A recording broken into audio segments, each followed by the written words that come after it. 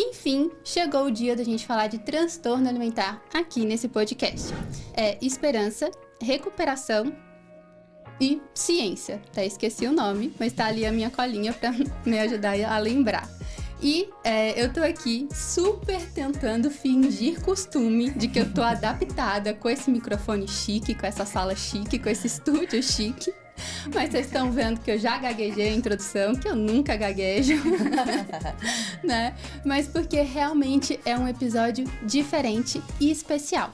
Especial pelo tema, porque vocês sabem que é um tema que eu trabalho há muito tempo e um tema que me toca e uma coisa que eu gosto muito de estudar e de falar, mas também especial porque eu não tô sozinha.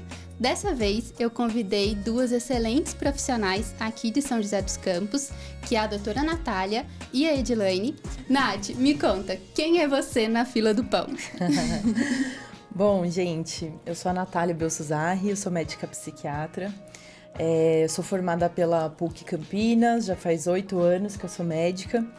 E estou há 6 anos exercendo a psiquiatria, há 3 que eu já estou cuidando mais de transtorno alimentar e tenho também um interesse maior em saúde mental da mulher.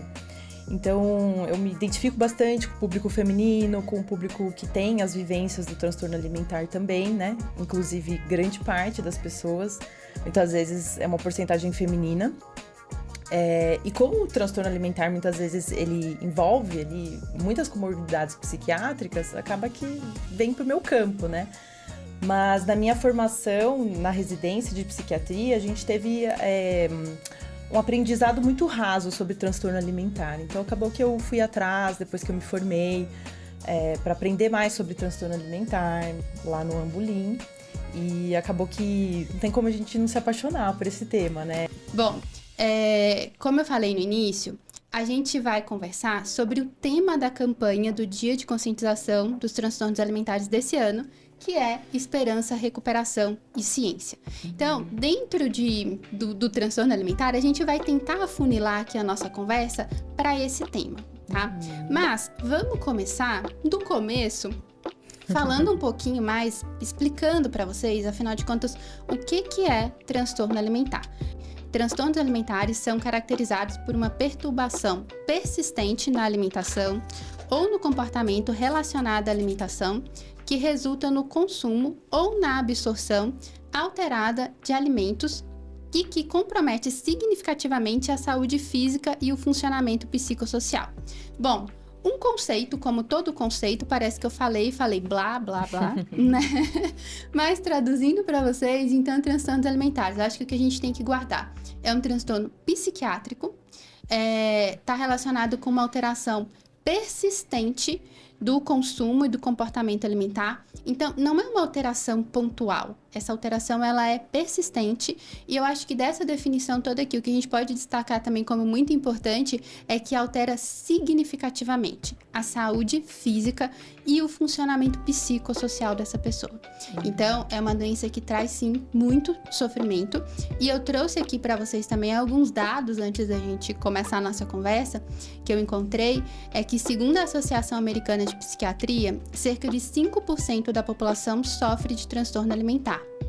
Para trazer mais números, né, porque para ficar mais objetivo, 10.200 mortes a cada ano são resultado direto de um transtorno alimentar, ou seja, uma morte a cada 52 minutos, segundo um relatório de 2020 sobre o custo social e econômico dos transtornos alimentares nos Estados Unidos. Eu vi esse dado esse final de semana no perfil do Sebrata e eu resolvi encaixar ele aqui no meu roteiro de alguma forma, porque até eu fiquei assim chocada quando eu li uma morte a cada 52 minutos. Então, quando a gente pensa nos transtornos alimentares, né, a gente vai falar mais um pouquinho de cada um deles, mas a gente tem a anorexia nervosa, que em particular possui a maior taxa de mortalidade entre todas as doenças psiquiátricas. Gente, presta atenção no que eu falei. Não é anorexia, tem a maior causa de morte dentre os transtornos alimentares, é dentre os transtornos psiquiátricos, né? Então, são doenças graves, doenças sérias e que acometem pessoas de todos os sexos, gêneros, idade, raça, etnia, classe social, ou seja, transtorno alimentar não tem cara, pode acontecer com qualquer pessoa. E aí, eu vou pedir a doutora Natália para falar um pouquinho mais pra gente sobre as características dos 3 transtornos alimentares que são os mais comuns, que é anorexia nervosa, bulimia nervosa e transtorno de compulsão alimentar. Conta pra gente, Nath. Acho que é legal a gente começar até pela anorexia nervosa, que de todos os transtornos alimentares é um dos mais preocupantes. Como você mesmo disse, estatisticamente é um dos que mais tem mortalidade. E olha que a gente tem coisas graves na psiquiatria, entre esquizofrenia, transtorno bipolar, né? Outras condições de muito descontrole de impulsos. Mas a anorexia tem uma gravidade, vocês vão entender o porquê, assim, pelo menos vou dar uma pincelada, né? O que seria cada condição aqui. Bom, a anorexia, gente, para vocês poderem entender, ela tem 3 pilares. Então, o primeiro pilar de sintoma é uma restrição da ingesta de calorias para perda de peso ou manutenção de um peso baixo. E esse peso baixo, gente, não é uma coisa mal delimitada. A gente tem alguns critérios de IMC. Apesar do IMC não ser um retrato ali exato do que aquele corpo é, ele dá um indício se aquela pessoa está com baixo peso ou não, né? Então, para a infância, a gente tem alguns scores que utiliza para ter uma noção se para aquela idade o peso está inferior ou não. Para adultos também, a gente tem algumas medidas que eu vou até falar para vocês terem uma ideia. Mas seria um peso inferior esperado para aquela idade, para aquele sexo. E seria, então, na anorexia, uma necessidade de manter esse peso baixo ou perder mais ainda, tá? Mas essa perda de peso, ela não vem do nada, gente. Ela é pautada nesse segundo pilar que eu vou falar, que é o medo intenso de ganhar peso ou engordar, né? E muitas vezes o paciente pode não manifestar exatamente o medo, mas um comportamento persistente que interfere nesse ganho de peso, né? Mantendo ele sempre baixo. O terceiro pilar também que favorece muito esses outros 2 seria a distorção de imagem corporal, né? Então, perturbações que a pessoa tem consigo mesma, ela não consegue se enxergar com o corpo que tem, ela se enxerga muitas vezes maior, né? Então, não basta ter o medo de ganhar ou manter o peso baixo, a pessoa também se enxerga muito maior do que é, né? É tão complexo isso, gente, que já teve psiquiatras no passado que chegavam a associar como um sintoma delirante, né? Muito antigamente, assim. Hoje em dia, a gente sabe que não existe um delírio em cima disso. Mas a distorção de imagem, ela é tão grande, tão gritante, que os psiquiatras antigamente pensavam, meu Deus, essas pessoas, elas estão delirando de tanta diferença que né, a percepção do corpo e a realidade. E aí, gente, na anorexia a gente tem 2 tipos que muitas vezes confunde até com a bulimia, né? Sim. Então a gente tem um tipo que é muito restritivo, são pessoas que têm uma facilidade maior com a restrição, com o controle do peso, com a restrição de quantidades, de qualidades, né? E aí, no caso, para ser restritivo também, tem que ter, assim, com certeza, pelo menos nos últimos 3 meses, não pode ter comportamentos compulsivos, né? Então, na maior parte do tempo, essa pessoa tem que restringir muito. E o subtipo purgativo seria, nesses 3 meses também, essa pessoa ter um comportamento predominantemente de exageros, porém, que consegue compensar. E aí, tem sucesso, digamos assim, na manutenção desse peso baixo. Então, essas pessoas com anorexia purgativa, às vezes gera uma confusão, né? Nossa, mas ela tem exageros alimentares, mas como ela consegue manter esse peso baixo? Por conta de uma compensação, né? E aí a gravidade da anorexia, gente, está muito ligada ao IMC, que é um índice de massa corpórea muito utilizado, porém ele não é extremamente fidedigno, né? Do que o corpo representa ali, mas ele é um norte pra gente. Então, em adultos, a gente caracteriza, assim, uma anorexia leve com um IMC acima de 17, ele já é moderado a grave entre 16 e 17, mais grave quando fica entre 15 a 16, e um IMC abaixo de 15, com certeza considerado uma anorexia extrema. Inclusive, dependendo da instituição, existem critérios de internação pautados nesse IMC. E a partir disso a gente define, né? Nossa, não dá para tentar mais fazer uma realimentação com esse paciente, a gente tem que internar, e é muito pautado nesse número, que é o IMC, tá? Então, essa é um breve sobre anorexia, né? Agora, sobre bulimia, gente, a gente também tem essa preocupação com o corpo, com peso, que nem na anorexia. Pode ter também esses episódios recorrentes de compulsão, na verdade temos, né? Na bulimia nervosa é uma preocupação com o corpo, com o peso, episódios de compulsão alimentar, somado a isso a compensação.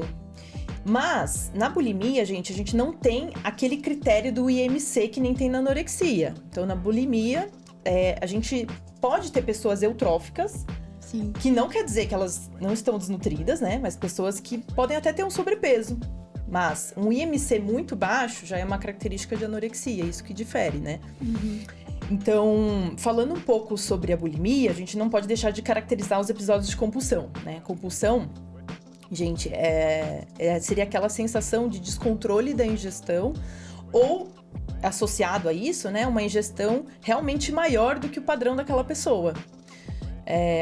Tem alguns livros que falam o padrão de outras pessoas, mas eu acho que isso é um pouco subjetivo, né, e delicado. Cada um tem um padrão alimentar. Então, compulsão seria essa sensação de descontrole mais uma ingesta acima do que é esperado ali para aquela pessoa, né? E o comportamento compensatório, gente, seria aquele comportamento numa tentativa de controle do peso mesmo, né? Através de medicação, de atividade física, jejum, uso de medicações mesmo, diuréticos, laxantes, que é bem típico, né? E no caso da bulimia, que eu acho que é um pouco mais típico de comportamento compensatório, é o vômito autoinduzido. Muitos filmes, né, retratam Sim. justamente o vômito autoinduzido, que é bem típico, assim. Bom, na bulimia, gente, a gente também pode ter aquela autoavaliação prejudicada que nem tem na anorexia, mas ainda assim a gente percebe que é menos grave, né? Na anorexia é uma distorção absurda, assim. Na bulimia muitas vezes pode ter algumas pacientes com muita distorção. Satisfação, né, Nath? Com a imagem corporal na bulimia. Então, como você falou, na anorexia, às vezes a gente vê mais essa distorção, e na bulimia tem também a distorção em alguns casos, mas a insatisfação corporal é muito grande. Porque essa insatisfação sustenta todo esse comportamento, né? De controle de peso, de controle de comportamentos, né, compensatórios ali, Então, a insatisfação corporal é um pilar também muito grande, né, da bulimia. E aí, gente, a gente também tem níveis de gravidade na bulimia, né? Então, temos leve, moderado a grave, dependendo de quantos episódios essa pessoa tem por semana, tá? Então, tudo isso, gente, precisa, no caso da bulimia, acontecer por pelo menos 3 meses, né? Então, não é episódios de compulsão que acontecem, né, espaçadamente. Não, precisam se sustentar. Como a Cibele falou, é um transtorno persistente, traz prejuízo, complica a vida da pessoa mesmo, né? E, por último, gente, o TCA, que é o transtorno da compulsão alimentar, ele é um dos transtornos também que a gente mais pega, né, em consultório, assim. É uma queixa bem recorrente e muitas vezes mal diagnosticada, assim, né, mal identificada pelos próprios pacientes, né. Hoje em dia eu acho que a gente tá falando mais de compulsão alimentar, as pessoas estão se conscientizando um pouco mais. E muitas vezes algumas pessoas entendendo errado o que é compulsão, né? Não sei se vocês já viram por aí. Mas, gente, o transtorno da compulsão alimentar seria uma condição que a gente vê como o sintoma central, uma ingesta de uma quantidade de alimento definitivamente maior do que o padrão, mais a sensação de falta de controle, como acontece na bulimia. Só que na compulsão alimentar, a gente não tem o comportamento compensatório. Isso seria excludente. Se a pessoa tem comportamento de compensação, aí a gente tá falando de outro transtorno, né? Então, pelo menos, é um pouco mais simples, né, o transtorno da compulsão alimentar. Pelo menos uma vez por semana, por 3 meses, a gente já tem um transtorno de compulsão alimentar. Uhum. E aí, na compulsão alimentar, a gente também não tem como característica aquele baixo peso, como tem na anorexia, e não tem o comportamento purgativo como na bulimia, né? Uhum. Dependendo de quantos episódios essa pessoa tem por semana, a gente também pode falar sobre gravidades, né? Aí é um pouco mais complexo, eu acho que vai confundir muito a cabeça, né? Ficar falando.